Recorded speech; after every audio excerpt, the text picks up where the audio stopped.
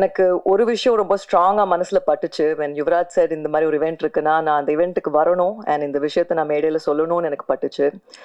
நம்ம ப்ரொடியூசர்ஸா, ஃபில்ம் மேக்கர்ஸா, டைரக்டர்ஸா, பெரிய பெரிய ஈவெண்ட்ஸ் நிறைய படத்துக்கெல்லாம் நம்ம நிறைய பண்ணும்போது ஆக்டர்ஸ் பற்றி நிறைய பேசுவோம், சீஃப் டெக்னீஷியன்ஸ் பற்றி நிறைய பேசுவோம், நம்மளோட எக்ஸ்பீரியன்ஸ் இந்த ஃபிலிம் பற்றி நிறைய பேசுவோம். பட் நம்ம பிஆர்ஓஸ் பண்ணுற ஒர்க்கை பற்றி நம்ம பேச மாட்டேங்கிறோம். I honestly feel PROs deserve more credit. And இது எல்லா ஈவெண்ட்லேயும் அந்த கிரெடிட்ன்றது தான் எல்லாருக்கும் ரொம்ப முக்கியம். அண்ட் அது பிஆர்ஓஸ் அது backbone of a film. இங்கே நிறைய சீனியர்ஸ் சொன்ன மாதிரி ஒரு படத்தை நாங்கள் நல்ல படம் எடுக்கிறது தான் எங்கள் பொறுப்பு, பட் அது மக்களுக்கு கொண்டு போய் சரியாக சேர்க்குற வேலை பிஆர்ஓஸ்து. So thank you for all the effort. And நீங்கள் படத்தோட பூஜையிலேருந்து ப்ரீ ரிலீஸ் இவெண்ட்லேருந்து ரிலீஸ் அண்ட் போஸ்ட் ரிலீஸ் வரைக்கும் ஒரு ப்ரொடியூசரோட பயணம் ஒரு படத்தில் என்னவோ அதே பயணத்தில் நீங்களாம் as a பார்ட்டாக இருக்கீங்க. So we all owe you a big thank you. And Riyaz sir, உங்களை பற்றி ஒரு வார்த்தை சொல்லாமல் என்னால் இறங்க முடியாது ஸ்டேஜில் இருந்து.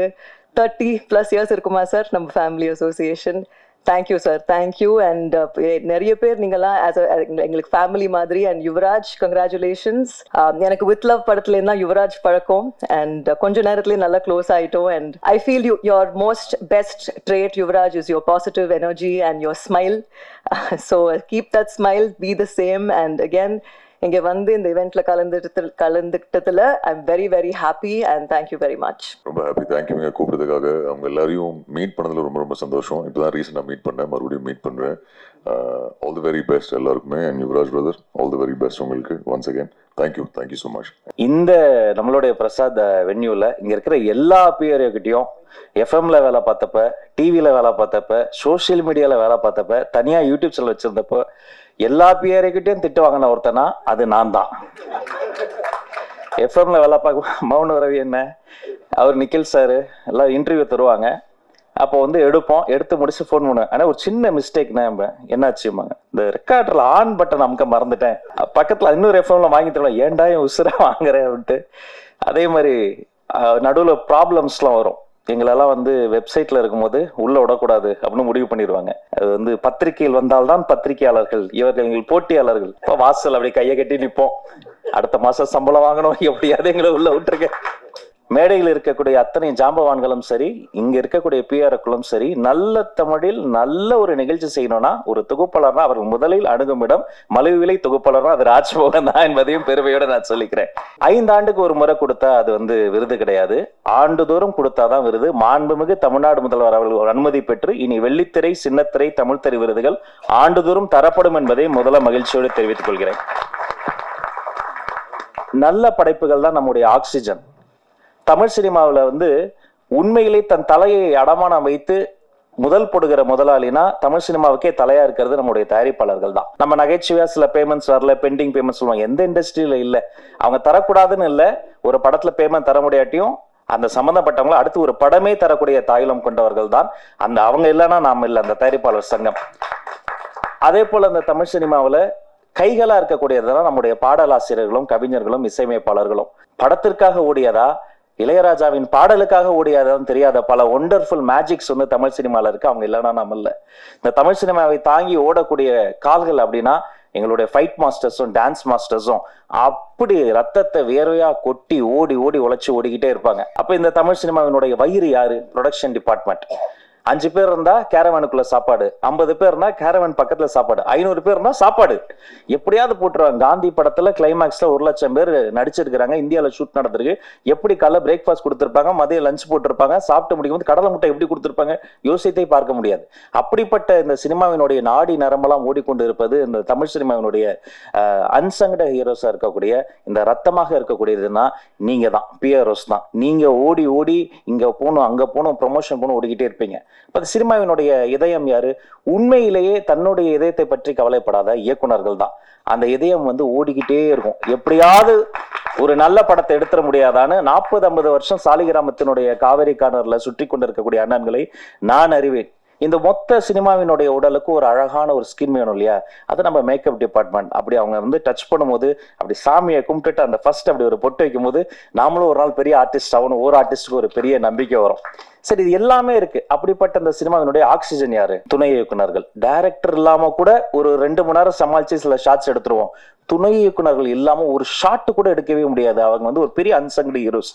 இப்படி எத்தனையோ அன்சங்கடு ஹீரோஸ் எல்லாம் அங்க சினிமால இருக்கிறாங்க. அத்தனை பேரோடும் பாராபட்சம் இல்லாமல் பழகக்கூடியவங்க இந்த பிஆர்ஓஸ்.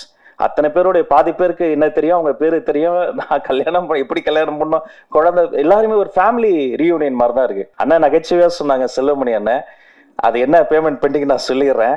அது ஒண்ணும் இல்ல, தமிழ் சினிமால எல்லா சங்கங்களும் சேர்ந்து ஒரு நல்ல விழா எடுத்தோம். முத்தமிழறிஞர் டாக்டர் கலைஞர் ஐயா அந்த பராசக்தி படத்துல அன்னைக்கு ஒலித்த அந்த ஒரு குரல், அம்பாள் இன்றைக்கடா பேசி இருக்கிறாள் இன்னும் ஒலித்த குரல், அவருக்காக ஒரு 100ஆண்டு விழா எடுக்கணும்னு பிளான் பண்ணி எல்லா சங்கங்களும் ஒன்று கூட்டிட்டாங்க.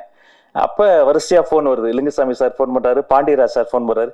எனக்கு என்ன பதட்டனா, சரி இது கலை சேவை தான், பேமெண்ட் வருமா வராதா, நாம வாடகை வர கட்டணும். அப்ப நான் என்ன யோசிச்சேன், சரி சார் இந்த வரேன் சார் அதர் சார் அப்படின்னு சமாளிச்சுக்கிட்டே இருந்தேன். திடீர்னு ஒரு பிஆர்ஓ ஃபோன் பண்ணாரு, அண்ணே ஒரு நிமிஷம் உங்ககிட்ட செல்வமணி சார் பேசுறோன்ட்டார். எடுத்தோடனே ஹலோ அப்படின்னாரு. கிளம்பிட்டானே, இந்த கிரீன் பார்க் நோக்கி வந்துகிட்டு இருக்கேன், பக்கத்துல வந்துட்டானே. வந்து அந்த 1 மாத காலம் உழைத்து யாருமே எனக்கு தெரிஞ்சு வீட்டுக்கு போல, அவர் பாண்டியராஜ் சார் எல்லாருமே தயாரிப்பாளர்கள் அதுல ஒர்க் பண்ணவங்க எங்க முன்னாடி அன்சங்கடியோட அத்தனை பேர் ஸ்கிரிப்ட் எழுதி தள்ளி எல்லாரையும் அங்க மேடையில ட்ரெயினே கொண்டு வந்துட்டோம்.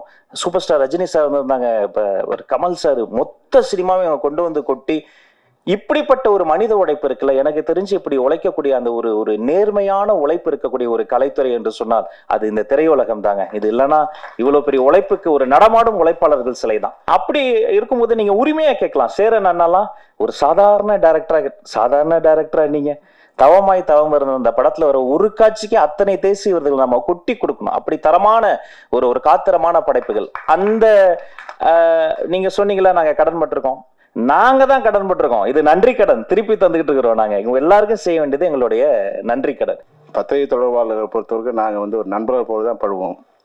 டைமண்ட் பாபுல இருந்து, சிங்காரவேல இருந்து, மௌன உறவில இருந்து, ரியாஸ்ல இருந்து நிறைய பேர் வந்து 40 வருஷம் 50 வருஷம் ஆனா கூட அவங்க பேரோட அவங்க நட்போட இருக்கிற மாதிரி தான், ஒரு சகோதரர் மாதிரி தான் நாங்க உங்களோட பழகிருக்கோம். அதனால வந்தவொடனே யுவராஜ் கேட்டேன், யுவராஜ் எப்ப முடியும்னு.